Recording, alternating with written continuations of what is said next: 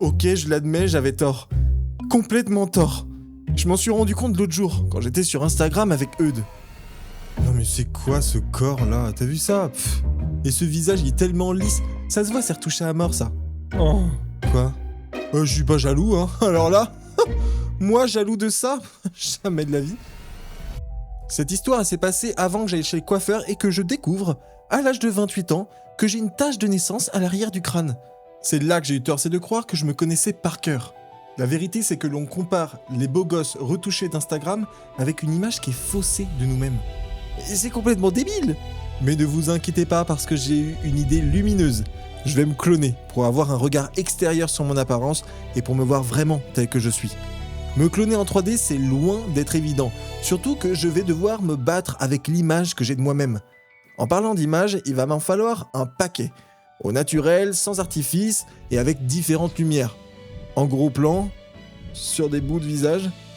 Ah, j'aurais jamais cru monter ça sur internet.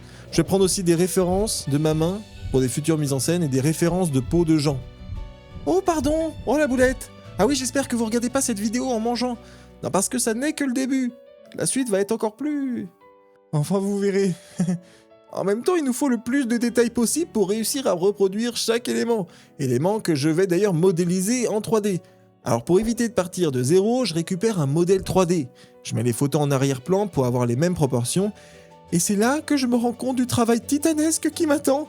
Et aussi de tous les détails peu flatteurs que vous allez découvrir sur moi.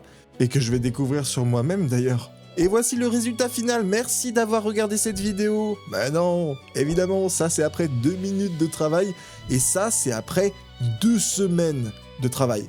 J'ai une base de visage, ça fait vraiment bizarre de se regarder autant dans les détails. J'avais jamais fait attention, mais l'espace entre ma bouche et le haut de mon nez est vraiment très grand.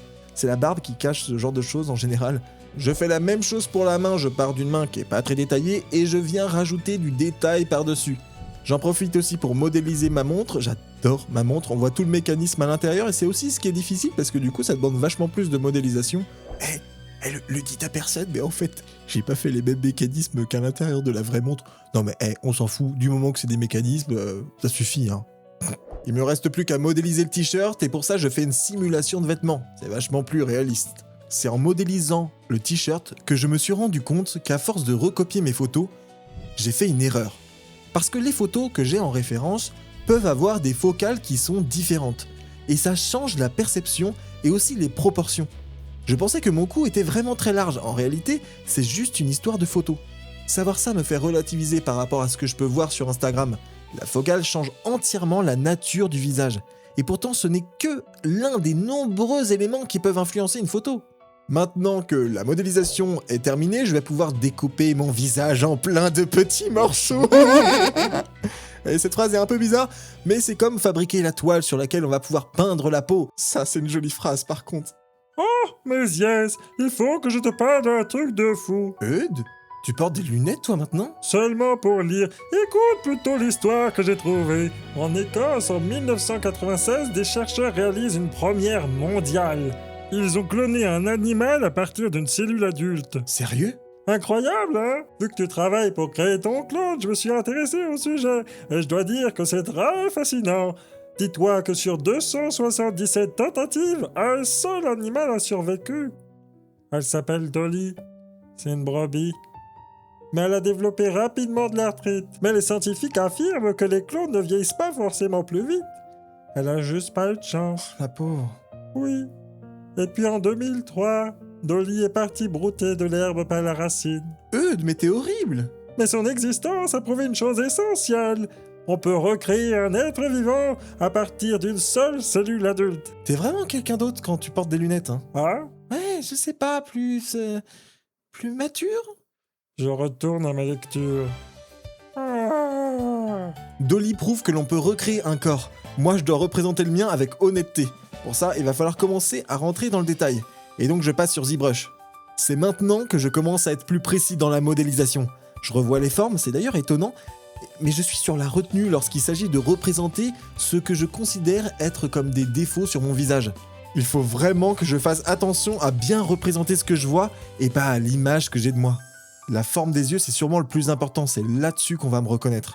J'en profite aussi pour faire les pores de la peau, j'ai un peu la peau grasse. C'est considéré sur Instagram comme un défaut, hein, vu l'effort fourni pour lisser l'ensemble. Mais en réalité, c'est biologiquement logique. Et en vrai, on s'en fout un peu, non? Par contre, j'ai aussi un grain de beauté blanc sur le nez. Comme les sorcières. Ça, c'est pas très glorieux, mais il est là, donc je dois l'accepter et je dois aussi le mettre sur mon clone. Je fais la même chose pour la main, je viens juste rajouter du détail. Et voici le résultat avant et le résultat après. C'est quand même vraiment mieux. Mais yes, je me pose des questions sur l'identité d'un clone. Si un humain est reproduit à l'identique, ça pose des vraies questions sur ses droits. Il doit être libre. Ça n'est pas parce que deux personnes se ressemblent biologiquement qu'elles sont pareilles au niveau de la personnalité. Ils n'ont pas le même vécu. Un clone humain devrait avoir les mêmes droits que l'original. Tu as vraiment l'air passionné, je connaissais pas le E à lunettes, et j'avoue que je commence à bien l'aimer. Tiens, d'ailleurs, regarde où j'en suis, tu en penses quoi? Oh la gueule. Allez, ciao. Non mais il dit ça parce qu'il n'y a pas encore les cheveux et les poils, du coup on me reconnaît pas trop, c'est pour ça, hein. D'ailleurs, je vais prendre le même système qui a été utilisé pour faire les cheveux de réponse. Même pas besoin d'aller faire un tour en Turquie. Oh, qu'est-ce que je ressemble à mon père. C'est cool, je vais pouvoir tester plein de coupes de cheveux. Et hop là, Zinedine Zidane.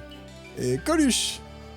Messias, qu'est-ce que tu fais? J'essaie de trouver une référence plus moderne. Arrête, Messias. Cette blague va beaucoup trop loin. Bon, il faut que je fasse des poils dans le nez. Eh ouais, vous pensiez voir des poils de nez aujourd'hui? Je ne crois pas. Eh oui, cette vidéo est pleine de surprises. Et bim, pouf, poils dans les oreilles. Waouh, on ne s'arrête plus. Je fais la même chose sur la main, il faut bien orienter les poils pour que ce soit réaliste. C'est assez bizarre, je n'ai même plus l'impression de travailler sur mon visage. Je me sens de plus en plus détaché avec mon image. Je fais le visage d'un humain, ni plus ni moins. Du coup, même ce qui pourrait être des défauts, eh ben je m'en fous de plus en plus. Je me contente juste de les représenter sans me poser la question de si c'est beau ou si ça ne l'est pas. Il y a peut-être quelque chose à en tirer de cette histoire finalement. Pour les couleurs de mon visage, je commence par le derme de la peau, donc tout ce qui se passe en dessous de la peau, et ensuite je fais l'épiderme, et je viens effacer à quelques endroits pour donner cette apparence de peau. Et au final, sans m'en rendre compte, je réduis quand même les cernes. À chaque fois, je viens recouvrir alors que c'est naturel, aucune peau n'est uniforme, et donc il faut que je me fasse à l'idée, et que je garde ce côté bleuté. J'en profite dès maintenant pour faire une base de poils, et c'est là que je me rends compte que j'ai un front de plus en plus grand. Non, c'est juste une carence en vitamine D. Juste une carence en vitamine D. Oui, c'est sûr. Et puis j'ai une petite particularité physique que j'aime bien chez moi. Et il faut aussi dire quand c'est bien. J'ai une double hétérochromie. Donc j'ai les yeux de deux différentes couleurs, entre eux et à l'intérieur de chacun. J'ai l'impression de les avoir plutôt réussis. Je vais passer aux textures de la main. Et pour la main, c'est un peu le même procédé, hein. Il y a le derme, et puis ensuite il y a l'épiderme. Et puis la montre, c'est pas compliqué, c'est du doré, avec une image dans le cadran. Bon, je vous simplifie peut-être un peu les explications. J'ai fait la texture du t-shirt, je vais pouvoir faire les couleurs des cheveux. J'ai un peu les cheveux poivre et sel malgré mon jeune âge. Je sais que ce genre de choses peuvent complexer pas mal de gens, mais moi, ça m'est complètement égal. Voire même, je trouve ça plutôt chouette. Ça fait un peu de variation dans les cheveux, c'est pas plus mal. Ils sont moins uniformes. Jusqu'ici, c'était la partie facile. Ouais, parce que là, on a fait un peu le gros, quoi. Mais le vraiment difficile, il arrive maintenant. Et là, va falloir être accroché. Parce qu'une fois que j'ai appliqué les textures sur la modélisation 3D, c'est là que je me rends compte de tous les défauts et de tout ce qu'il y a encore à retoucher. Donc l'objectif, c'est de venir rajouter plus de détails, améliorer certaines parties pour être le plus fidèle possible. Ça, c'est la modélisation avant les retouches. Et ça, c'est la modélisation après. Il y a quand même un cap qui est énorme. J'ai bien fait une 40aine d'allers-retours. Parce que le moindre détail peut tout changer. C'est toute la complexité d'un visage humain. C'est normal que ce ne soit pas fou. Vas-y, sors-moi ta blague. Non, mais tu sais, dans les clonages qui ont déjà eu lieu, des anomalies fréquentes sont aussi observées. Comme toi avec ton clone. C'est tout à fait normal. La reprogrammation cellulaire, c'est pas évident. Quelqu'un dans le monde a déjà réussi ou même essayé avec des humains? D'après ce que j'ai lu, il n'y a aucune preuve scientifique crédible au sujet du clonage humain. Dire que la secte de Raël avait prétendu avoir réussi, n'importe quoi. Des embryons humains clonés ont été obtenus in vitro, mais ils n'ont jamais été implantés. Et les obstacles techniques restent énormes. Donc à tous les coups, ça échouerait. Dans mon cas, je considère avoir fini mon clone. Ça pourrait toujours être mieux, il reste des anomalies par-ci par-là, mais je pense avoir compris à quoi je ressemble. Il est l'heure de lui donner la vie. Je vais mettre en scène 2 ambiances lumineuses différentes. Et je vais aussi lui rajouter un ami, celui qu'on a créé dans la vidéo précédente. Comme ça, ils pourront exister ensemble dans leur monde. Je le reconnais, c'est Body. Exact, Eudes. Tu vas voir, c'est la lumière qui va créer le lieu, qui va créer la vie. Quand j'ai joué avec la focale, ça m'a fait penser à la série Sévrance. Donc je vais créer cette ambiance pour l'une des photos, et pour la seconde, on va partir sur une ambiance qui est un peu plus science-fiction. Et là, tu vas dire que tu lances le rendu. Eh oui, c'est exact. Dis donc, mais c'est que tu commences à connaître. Je vais pimper les images sur Nuke pour que ce soit un petit peu plus cinématographique. J'adore le mot pimper. C'est en pimpant mes images que je vais pouvoir donner ce côté un peu photographique, Oh. avec les défauts d'un appareil photo, donc les aberrations chromatiques, etc. Et là, tu vas demander aux gens de s'abonner avant de leur montrer le résultat final. Mais dis donc, Eudes, tu veux faire la vidéo à ma place? Eh ben, juste pour te contredire, je vais pas le faire. Donc, mesdames et messieurs, me voici tel que j'existe. Ce que vous voyez là, c'est le modèle tel que je l'ai construit. Ah, ça tournait. Voici l'image en mode sévrance, avant le pimpage et après le pimpage. Oh, ça te ressemble et t'as l'air vraiment énervé. Hein. Et ça, c'est le portrait avant et après. Avec toujours Body sur les épaules, évidemment. Tu sais, Méziès, que ça fait 2 mois que tu es sur ce projet? Ouais, je sais. Mais ça prend du temps de se regarder en détail. Et puis l'acceptation personnelle, ça passe aussi par une représentation qui est honnête de soi. C'est pas faux. Des poils dans le nez, des poches sous les yeux, la peau grasse et un front sur lequel on pourrait faire atterrir un avion. Sur les critères d'Instagram, je suis littéralement un caca. Mais la vérité, elle est là. Elle est pas sur Instagram. Ce clone, il est loin d'être parfait, évidemment. Il est bourré d'anomalies. Mais il est humain. Et vous savez quoi? Eh ben ça me suffit. Étonnamment, je suis rassuré. Plus le projet avançait, plus j'avais du recul sur mon apparence. Et pourtant, au début de l'expérience, j'avais un gros doute, hein.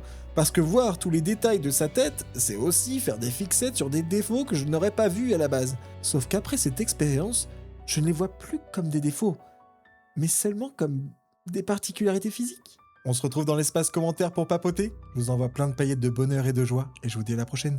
Ciao.